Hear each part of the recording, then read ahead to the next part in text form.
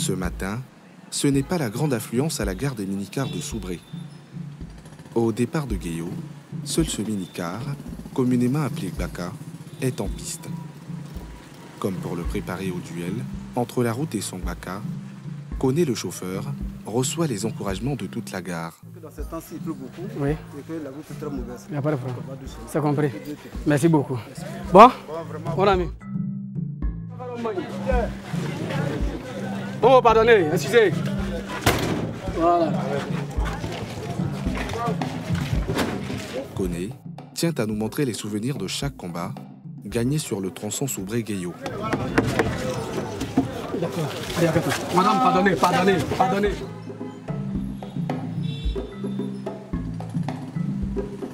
L'état de la route n'est pas bonne, mais en fonction de ça, tout ici là, c'est rentré. Bon, la route est un peu étroite, avec les déviations, voilà, les rétroviseurs qui sont cassés. De l'autre côté ici là, c'est pas la peine, c'est abîmé complètement. Voilà, vous voyez tout ça? Vous voyez les bordures de la route, c'est ça qui rend le véhicule comme ça. Voilà les phares qui sont un peu rouillés. Voilà les carreaux en fonction, en saison pluvieuse. Bon, quand il pleut, les passagers sont mouillés. Bon, il y a beaucoup de soucis entre nous avec les passagers en tout cas. Parce que tu ne peux pas payer ton transport et puis la pluie va te frapper. C'est un véritable miracle que Sangbaka tienne encore la route, au contraire de toutes ces épaves. Voilà, et encore, c'est pas la peine. Vous voyez, c'est pas la peine, ça ne travaille pas. On en panne de boîtes, on en panne de moteurs, on en panne de ponts, c'est beaucoup.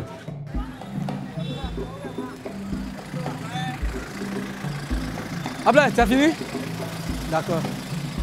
Akabachin Blakanya, 100 francs de main, 100 francs de main. Le ciel qui s'assombrit est toujours un mauvais présage. Quand il pleut, vraiment, c'est pas facile. C'est trop dur pour nous en tout cas.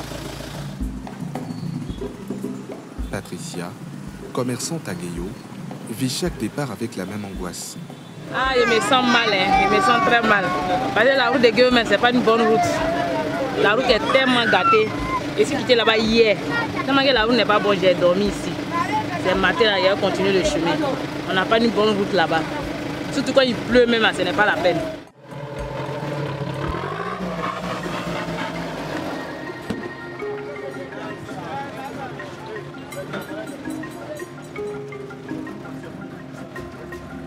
Avec un tableau de bord et un rétroviseur qui ont rendu l'âme depuis bien longtemps, l'activité de Koné est de moins en moins rentable.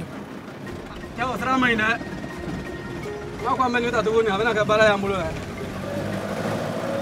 pleut même là, c'est pas la peine. Moi-même, j'ai les doutes. Malgré que je suis un ancien chauffeur sur cette voie, mais c'est pas facile. On apprend des freins, on apprend d'embrayage, tout ça, on va au garage. Quand tu t'es envoyé comme ça pour aller au garage, il ne reste plus rien dans ta main encore. Donc ça fait, même hier même là, je n'ai pas fait recette en tout cas. J'ai chargé à la gamme, mais je n'ai pas pu avoir recette. Et les premières gouttes de pluie n'annoncent rien de bon.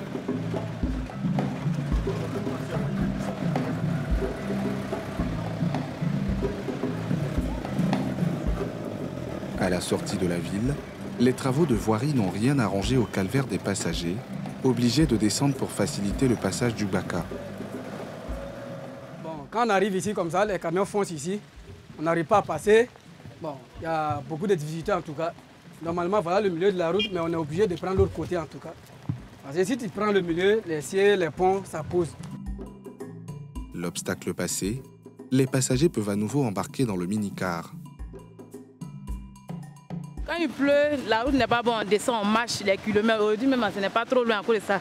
Souvent, on marche des kilomètres même. Souvent, on marche des kilomètres. Il y a les enfants dans ta main. Où était enceinte de mon bébé, mais il a marché 9 kilomètres au cru au Ottawa. Après, comment on va faire?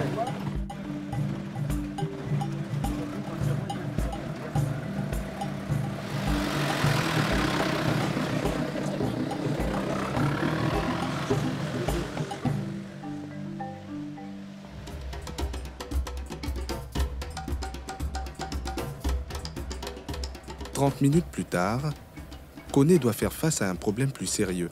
«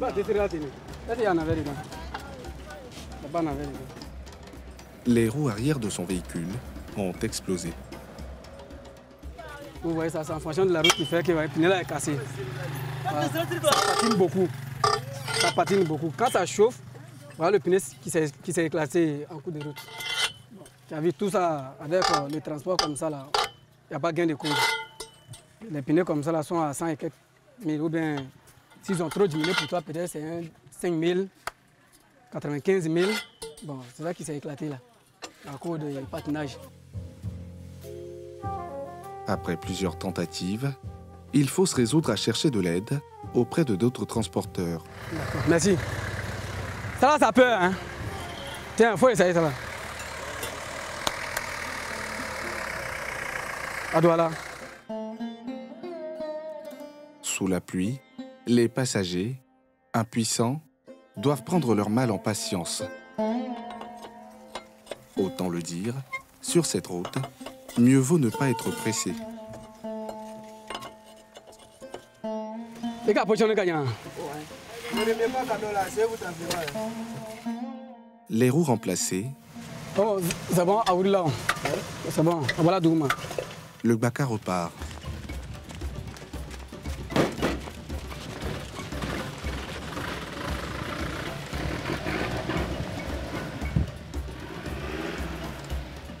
Les pluies exceptionnelles de cette année ont creusé de profondes ornières et rendu la voie principale impraticable. Il faut à nouveau descendre du Gbaka et marcher sous la pluie. On est obligé de descendre les gens à la déviation pour qu'ils marchent pour aller nous attendre devant. Madame, allez-y attendre à la sortie devant là-bas. Il y a un point là-bas, c'est pas bon. Ici aussi, c'est la même chose, c'est pareil. Cette palmeraie offre une déviation à Koné.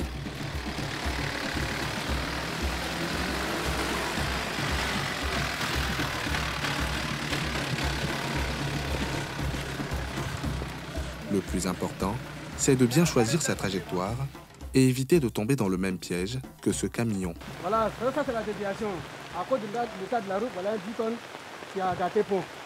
Bon, on est obligé de prendre ici, là. Malgré que c'est impraticable, mais on est obligé de faire avec. Et vous, à chaque fois, vous allez faire descendre les passagers? Oui, à chaque fois. Mais il y a des femmes qui ont des enfants, tout ça. Même femme enceinte, tu vas descendre parce que c'est un risque, c'est un grand risque. Parce que tu as resté dans ça là, une fois qu'il y a une défaillance, bon, c'est pas bon pour toi le chauffeur et ton camionneur en tout cas. La manœuvre est risquée, d'autant plus que la pluie rend la piste glissante. Avec ses pneus usés, pas évident pour le Gbaka. Le Gbaka patine, manque de se retrouver dans la végétation.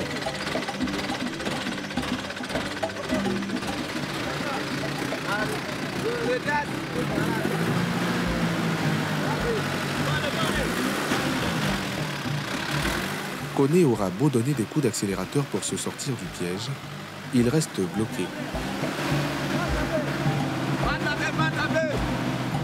Pas le temps d'hésiter, des passagers sont appelés à la rescousse.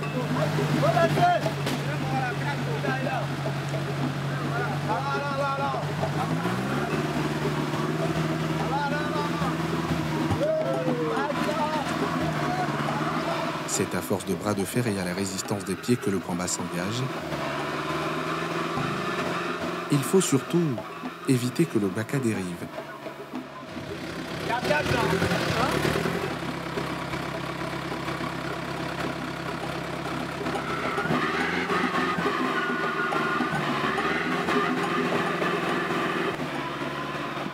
Après 30 minutes de bras de fer, le Gbaka finit par se dégager du piège. Ça a été une longue bataille pour sortir ce mini-car de ce piège.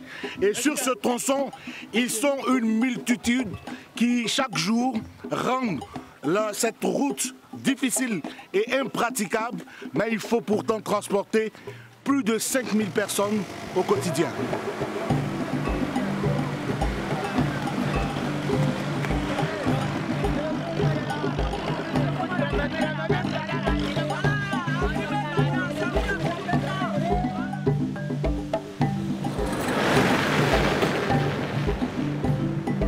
Au fur et à mesure des kilomètres, les difficultés s'enchaînent pour les transporteurs.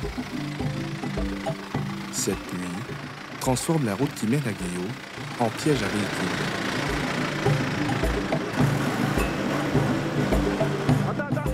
Ce Badjan, le français, est obligé de s'arrêter chaque 15 minutes.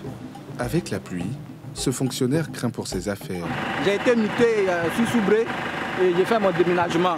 Vous voyez dans l'état dans lequel j'ai fait mon déménagement. C'est vraiment décevant, parce que tous mes affaires sont abîmées. Il n'y a pas de route, l'état de la route est vraiment. Depuis 7h30, on a quitté Guéyo jusqu'à 7h, nous sommes encore sur la route pour Soubré. Là, il est quelle heure? Il est maintenant 11h42 minutes.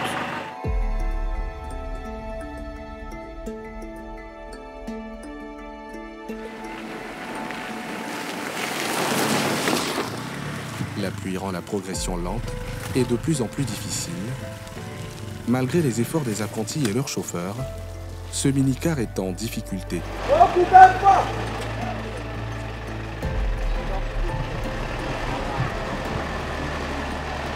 Pendant ce temps, le vieux Taco de Koné met les gaz. Il lui faut rattraper son retard. En 4 heures, il n'a parcouru que 20 km sur les 42 qui le séparent d'Ottawa. Il est très vite rattrapé par la pluie et ses dégâts sur la voie.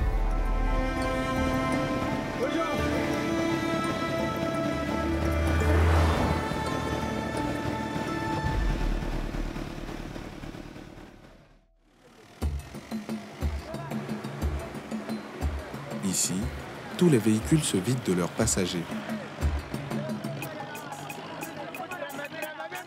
Nous assistons à un chassé-croisé des minicars.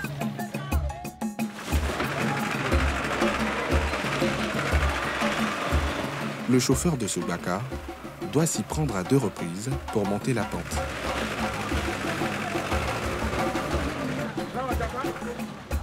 L'expérience de Koné fait la différence.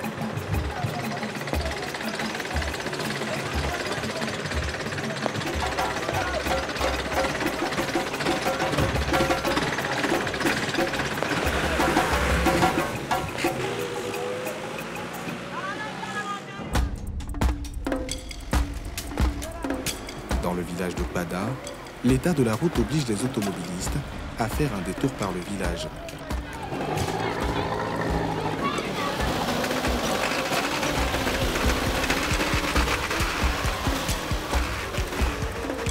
Après ces gros engins qui s'enfoncent dans cette mare de boue et frôlent les habitations, on peut craindre le pire.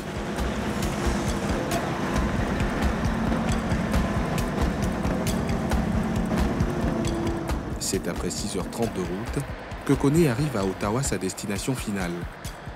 Les 25 km restants seront l'affaire d'un autre véhicule.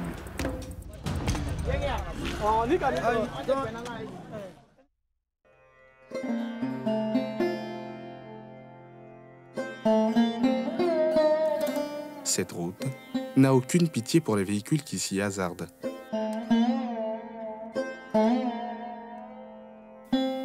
Et c'est dans le garage de Chiwu qu'ils espèrent retrouver une seconde vie. Ça c'est boîte à vitesse, ça c'est moteur. Lui-même là, il a bu de l'eau. Donc c'est l'eau qui est rentrée dans lui.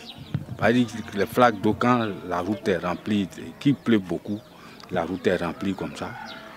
Il est rentré dedans et puis le moteur est bloqué. Même l'ambulance pour les évacuations d'urgence est hors de service. Elle est abîmée. Ils ont envoyé même, ça ne vaut même pas 6 mois, l'ambulance est déjà cafouillée. Il y a un jour, cette ambulance a transporté une femme enceinte. Elle partait accoucher. Et puis le 3e village là, et puis l'ambulance a été bloquée par une panne de moteur. Ils ont loué un autre camion pour faire transporter la femme, mais elle a accouché dans les bonnes conditions. Et puis même c'était nos directeurs de l'école, elle, c'est elle qui était enceinte. Ce qui n'est pas toujours le cas. Plusieurs femmes auraient perdu la vie sur cette route. Pour entendre à nouveau la sirène de l'ambulance, il faudra de sacrés moyens financiers. Le problème des moteurs qu'elle a, comment dire, si tu as payé le temps qu'il a passé là, actuellement tu vois les pneus, donc c'est les dépenses qui ajoutent il y a les comment dirais-je, batteries, quoi. Donc avant de mettre en marche, ce n'est plus à faire des moteurs encore. Donc il faut payer plus des choses. Donc où ça est là, il faut un bon ambulance en même temps. Il a fait déjà presque 2 ans ici. Après toutes ces secousses, on a forcément l'estomac au talon. Celle qui régale les voyageurs avec son attiéké poisson, c'est Agnès. Cette restauratrice subit aussi le piteux état de la route. Nos nourritures, ça ne marche pas. C'est les passagers qui font que nos nourritures marchent. Si c'est les gens du village, ça n'avance pas comme ça. C'est grâce à les passagers qu'on mange. Quand la route est bonne, même 5 babos, je peux vendre. Même poisson, mais je peux prendre un carton. Mais 2 jours, quand la route n'est pas bonne, pour 2 cuvettes, même pour finir, c'est un problème. Même si la clientèle se réduit comme peau de chagrin, elle s'accroche au seul revenu de toute la famille. L'argent que je gagne, je prends pour regarder mes petits frères. Cette année, je les regarde, cette année, il a eu bac. Il reste, il va aller devant maintenant, il y a problème d'argent, voilà pourquoi il est encore là. Donc je vais vendre un peu pour qu'il puisse avancer. C'est à cause de lui dessus, là, ici. Après 2 heures d'attente, c'est finalement à bord du Super Badjan de Sako que Patricia fera les derniers 25 km jusqu'à Gayo. On doit mettre un truc ici pour serrer. Quelques tours de clé à la molette et le départ est donné. Actuellement, on est dans les camions.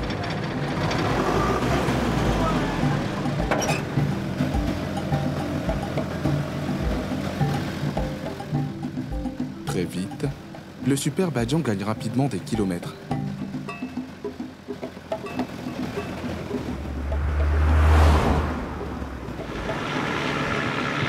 Le vieux moteur semble s'accommoder au trajet.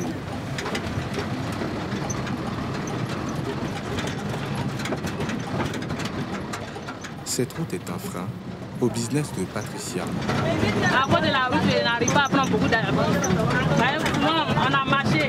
De la manière on a marché, c'est beaucoup. On chacun charge son bagage. Si c'est un boron, il ne peut pas charger mon seul.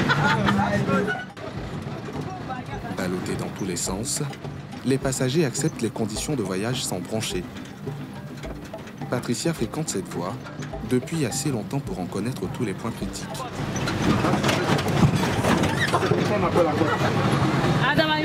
C'est la porte, c'est le nom de la porte. Comme le dernier, ça c'est la porte de Kanywa. C'est là on appelle comme le dernier. La porte est tellement pointue et puis c'est comme de la gîte. Cette pente est l'une des plus réputées du tronçon. Les passagers restent bien accrochés pour éviter de se blesser.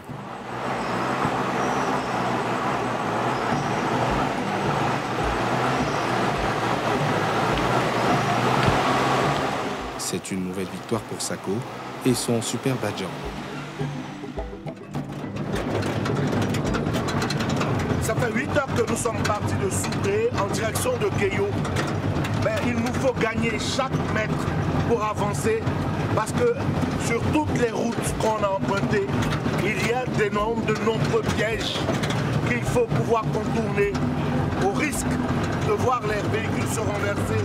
C'est un véritable parcours du combattant, mais c'est surtout le vécu des populations de Gayo, de toute cette région qui pourtant est une région productrice de cacao, d'EVA, de palmier à huile. La nuit tombe sur Gayo quand Patricia prend le chemin de la maison. À la grâce de Dieu. Ok, bon, merci.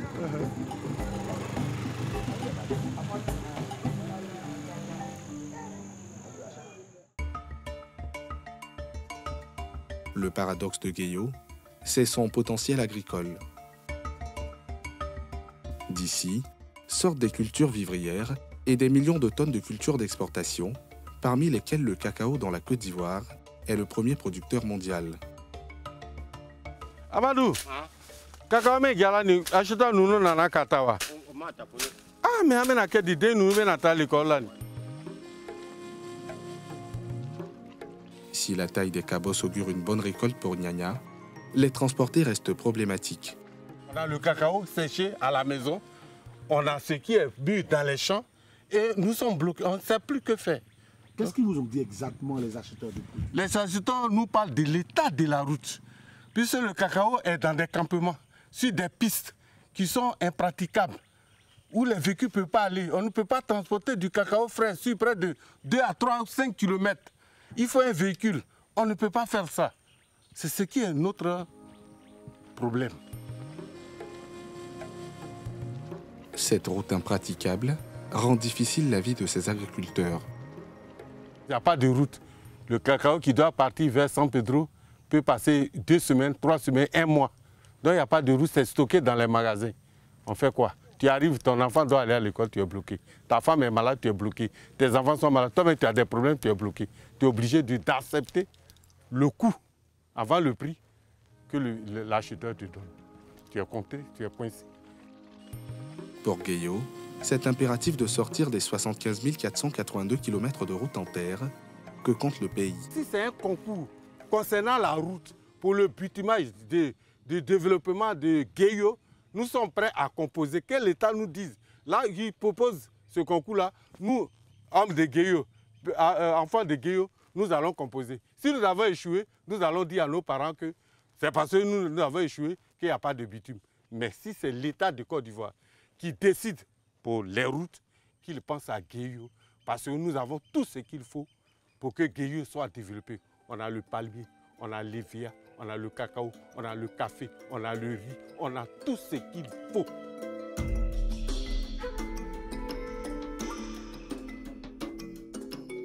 L'autre urgence de Nyanya, c'est de trouver un véhicule en partance pour Gagnoa. Allô Bernard, Ayo.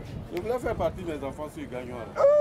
Yo, c'est pas la peine même, c'est pas la peine de les faire partir aujourd'hui. Non, je ne peux pas. Les cours ont commencé.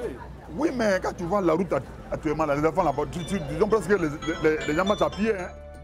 L'état de la route ne permet pas de faire partie des enfants sur Gagnoa.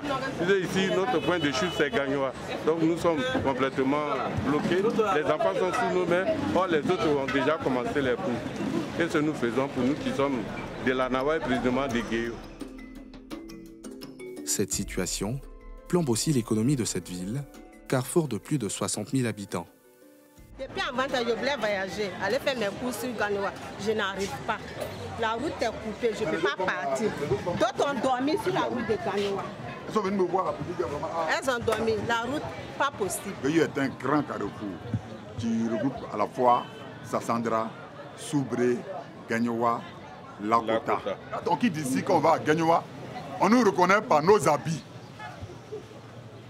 C'est la boue qui est sur nous. On dit, lui, il est quitté à Gayo. Vous voyez ce que ça fait? Bernard, le chef de gare, décide d'évaluer lui-même l'état de la route Gayo-Gagnoa.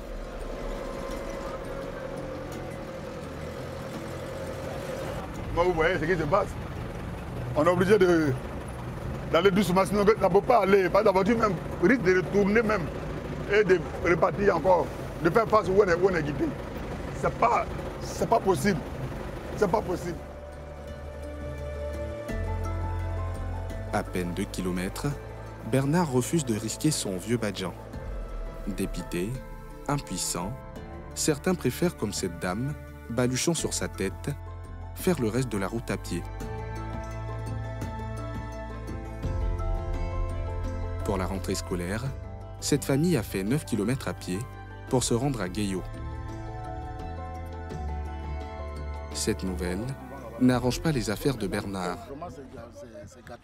C'est pour cela, moi, je n'ai pas voulu faire partie de mon véhicule. Ça fait maintenant 2 mois que c'est garé. Les voitures venant de Gagnoa, même d'autres même qui sont pratiquement stationnées devant là-bas, parce qu'ils ne peuvent pas rentrer. D'autres même sont en panne parce que là, ils ne peuvent pas venir vers ici. Après, la colline entre Boudiayo et puis Bretillo, là, il y a une grande colline qui est là. Donc ça, là, des voitures qui sont là pratiquement, c'est impraticable. Cette route impraticable rend difficile la vie de ces agriculteurs. La rentrée pratiquement la même, on la vend. C'est pourquoi on n'a pas quoi inscrire les enfants. Parce qu'il faut attendre nos produits d'abord, les évacuer si tu as l'argent et puis tu vas inscrire les enfants. Mais avec cet état-là, vraiment, ce serait difficile. Donc je crains quoi. Les enfants sont en classe de 3e. Ils doivent passer un examen. Si tu les inscris, s'ils ne vont pas à l'école présentement là, comment suivre les cours jusqu'à ce qu'ils arrivent vraiment à bien assimiler ce qui se passe à l'école. Se rendre à Gueyo, où l'approvisionner est souvent un voyage sans fin. Ce camion ne pourra livrer le matériel de forage depuis. Le moindre kilomètre est une épopée.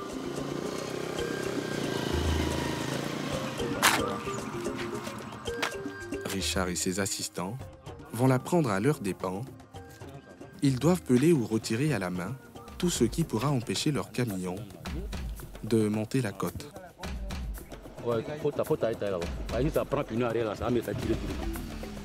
Sur le côté, ce tricycle chargé de régime de graines connaît la même déconvenue.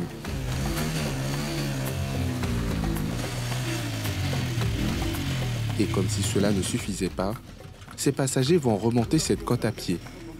Un supplice pour cette dame. On a dormi sur la route. On a dormi dans la forêt là. Abidjan, tu peux même pas rentrer. Ah, ça c'est grave. Viens!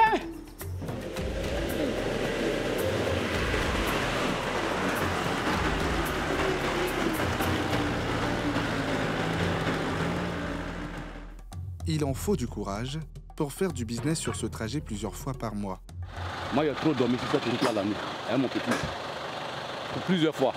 On dort. Tu arrives, il y a un camion qui a barré. Tu fais quoi? Tu es deux d'attendre. Plusieurs fois. Même la semaine passée, on a dormi ici. Cette semaine encore, ça a commencé encore. Bon, au revoir. Ok, bon service à vous. Bonne chance. Ok, merci, merci. Et que Dieu vous accompagne. Amen, amen, amen. Pareil à vous.